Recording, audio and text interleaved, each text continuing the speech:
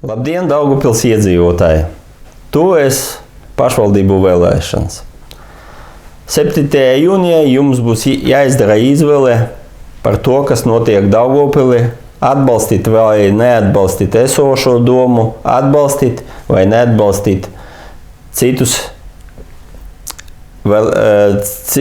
pretendētus uz deputāta amatu.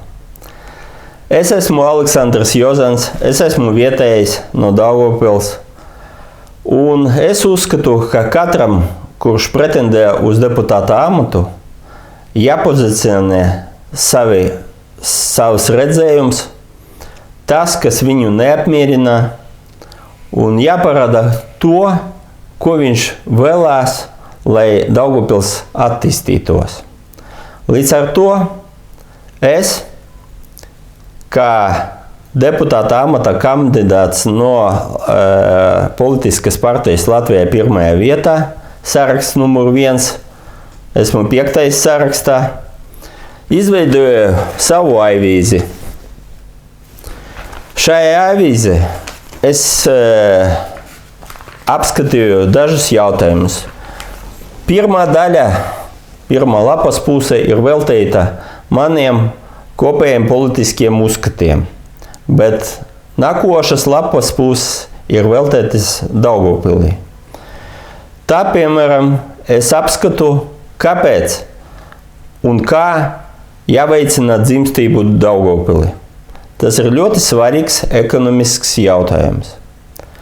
Šajā avīzē es tāpat pozicionēju savu viedokli par to, vai Daugavpilī būt vai nebūt otrām tiltam pāri Daugavai.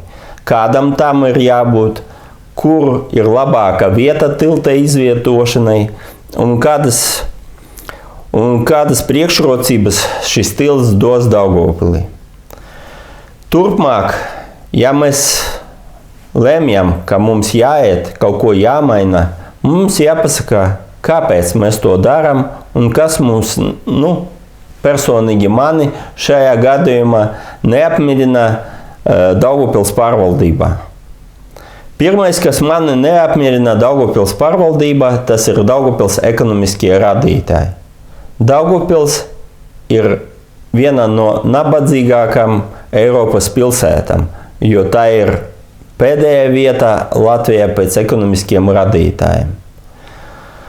Un savu attieksmi vai pozīciju par šo jautājumu es izklāstīju vairākas tabulas, kur var salīdzināt gan ar citām pilsētām, gan par to, kā attīstījusies Daugavpils ekonomiskie radītāji un citi momenti Daugavpilī šajā pēdējo 4 gadu periodā.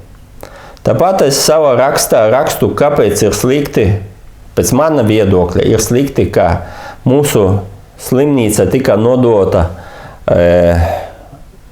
veselības ministrijas pārvaldībā. Tāpēc es neesmu apmierināts ar to, kā ir notikusi Daugavpils skolu reorganizācija, kuras rezultātā tika slēgta 6. un 11. skola. Tāds ir mans redzējums, un viņš neaprobežojas tikai ar to, kas rakstīts šajā avīzē. Paldies visiem! Lūdzu mani atbalstīt!